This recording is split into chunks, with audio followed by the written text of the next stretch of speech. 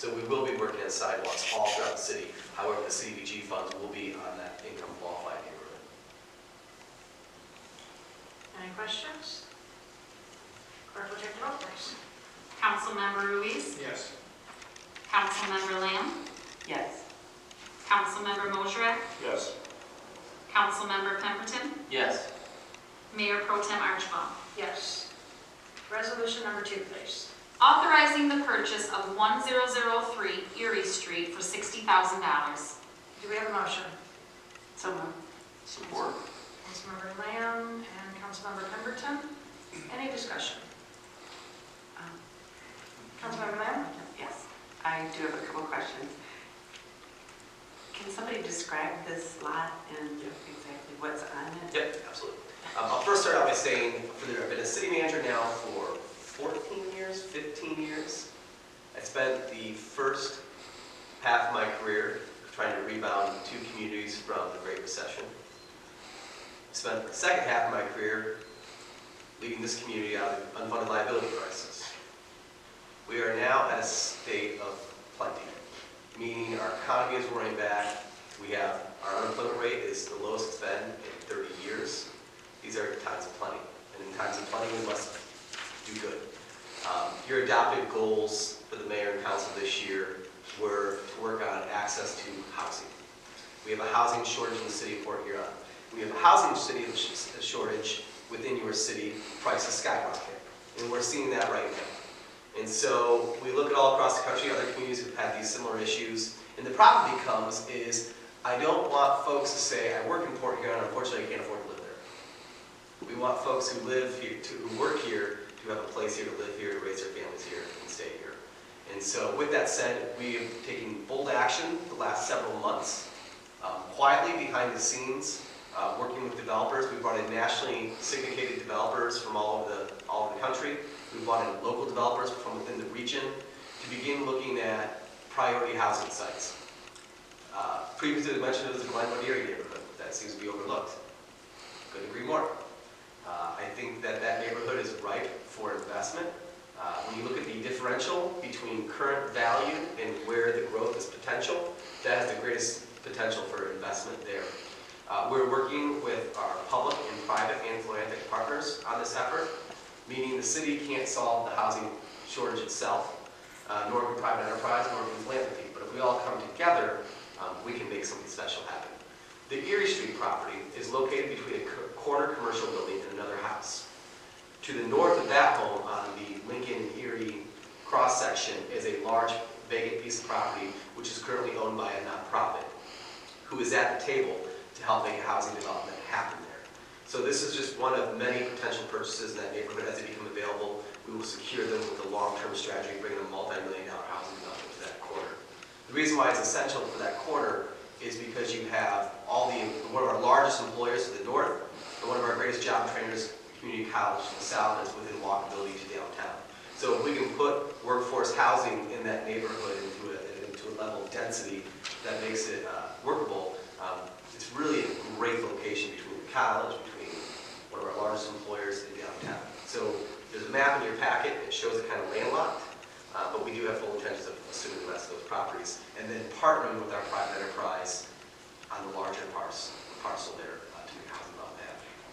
Is that house vacant? It will be. Yep. Okay. Any other questions? I have a question. I'm sorry, we have any questions from the audience. Oh, okay. The clerk will take the roll, please. Or the vote, sorry. Councilmember Lamb? Yes. Councilmember Mosher? Yes.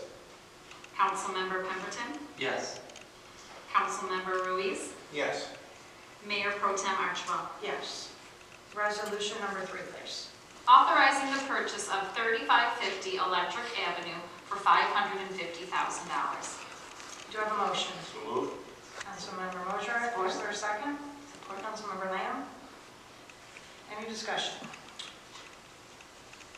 We're serious about the Conner Street corridor. We're serious. When the River District grocery store burned down in 2013, it left a gaping economic hole in that neighborhood that has not been built. The local entrepreneurs and residents there have done extraordinary work in maintaining that neighborhood. It's one of the most well-organized neighborhoods in the city. You can see by the beautiful flowers in Lincoln Park and by how well-maintained the homes are, and they volunteer to help clean up that park. It's an incredible area. Our entrepreneurs have really invested in restaurants and businesses down there, and now you see a new potential waterfront restaurant going. Commerce Street's a beautiful area, especially this site. You have water views to the east. You have walkability within one park to one of our keynote chartered parks, Lincoln Park, beautiful park there. Walkability to restaurants and shopping. We're going to induce the economic change of our city. Meaning, if we want to see a grocery store in South Park, we need to create the market for it. There was no market for a grocery store in downtown Fort Huron 5 years ago. Today, we have the first urban grocery store in more than 50 years of operating in our downtown. The key is, I believe, that we can address workforce housing and the housing shortage, while at the same time being strategic to create economic growth. That's what this purchase is all about. The reason why it's important that the city use American Rescue Plan funds to obtain this property is because I'm shocked it hasn't been done. We take the charter bus full of developers and walk the site, and when we bring developers, nationally syndicated developers in workforce housing, they look at that site and they think it's beautiful. Walkability to jobs, on public transit routes, within walkability to shopping and restaurants, within walkability to gorgeous parks and neighborhoods. We believe that we can fit between 75 and 100 units on that site. That creates a whole new population to support those businesses, to be within the walkability and access to jobs. The number one issue we have in our industrial park is a lack of workers for the jobs that are there. Same thing in Marysville, just down the road from this site. They have jobs available as well. So we believe that we can really be strategic about this. Now, the reason why we didn't take possession of this site is we have now locked under a purchase agreement. So the cat's out of the bag, meaning once you've locked under a purchase agreement and we unveil that we have secured it for a price, we have now taken out a variable in the strategy of development. So in the variable, when you meet with the developer, there's X, who owns the property, Y, how much is the property, and then equally what can we do with it. And so we need to eliminate variables. So when we bring developers in, we can say, we control the site, we control the price, let's negotiate to bring the highest and best use to this site, which is what we intend to do. When we have this site under control, we can go in, we'll begin so the purchase agreement allows for a 30 days due diligence. We have already ordered a phase 1, so a phase 1 environmental will be done on it. We've already done a cursory review. Doesn't appear to be any glowing issues there. We'll be able to do the environmental assessment, have the site fixed costs, we begin marketing to developers. Here's the site, here's the variables that are addressed, what can we do with it? And so we have multiple developers looking at it. We have one well down the due diligence path right now. To make this a community for everyone, meaning a loft is nice, but not everyone can afford a $1,500 loft.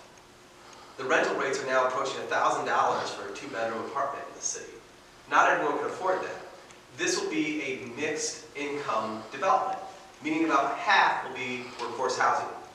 To do that, we have to file federal housing credits. The developer does. So what the developer will do is they'll put together a proposed package, a proposed development, and they'll apply for federal tax credits. And those federal tax credit application periods this fall. So our goal is to put together a multi-million-dollar development project with the developer to apply for these tax credits in the fall. We'll hopefully have an answer within 90 to 120 days. If approved, they will market those tax credits to the financial markets in the spring with a late 23-24 construction period. That's the good horizon. This is the same strategy we are going to take on the Lincoln and Erie site by working with our private sector, philanthropy, in the city. All on the same page, all the same strategy. So if you look at the adopted goals that you all have adopted in January, they align with the private sector at Blue Meets Green and philanthropy. So if you go to the Community Foundation's goals, workforce housing is a goal. So for those who are grand conspiracy theories, you are correct. There is a grand conspiracy in play in our community between the private sector, the public sector, and philanthropy to address the housing shortage. This is all intentional. And so this is a key part of this site. Now, it'll be a year or so before any development were to break ground. But there's no reason why we can't hold a farmer's market this summer out there. There's no reason why we can't hold a craft show out there. There's no reason why we cannot take this vacant site right now and turn it into an economic driver for that neighborhood. That's the benefit of the city taking it. We have the ability to turn it into an economic driver this season. And so, yes, our goal is a long-term housing development. We are very confident that's going to happen. But in the near term, let's sit down with the South Side Initiative. Let's sit down with the neighborhood and say, what would you like to see here this summer? Maybe we can have a festival there. Maybe we can have an event there. Downtown Port Huron's great, but this used to be the downtown Port Huron. There's a lot of economic impact and potential here. So that's our goal. That's the strategy behind it. Make no bones about it. There's a grand conspiracy to work with everyone in town to make this happen. But we really want this to be a community where people say, I work in Port Huron, I live in Port Huron, I can afford to raise my family. There's a place here for everyone. There's the pitch. Any questions for James? Mayor Pro Tem, Councilmember Bergeron? I just wanted to make a quick comment on how excited I am about this change and how much I support it. You and I, when I first joined council, I went to, and you already had both the wheels rolling on this, but told you how important it was to me and the people that I know at this end of town and how passionate they are about their neighborhoods and everything. So I fully support this. It's a great idea. So thank you so much. I think I can second that. We've all talked about improving our neighborhoods and investing in our neighborhoods. I know I have for the 13 years I've been here, and so it's nice to finally have an opportunity and the funds to do something to help be that economic driver. So thank you. One last thing, I talked to Mayor Rep, she's in full support of this. I talked to Council Member Ashford. She simply said if she was here tonight, she'd vote resoundingly yes as well. I think both of them shared their sentiments that the amount of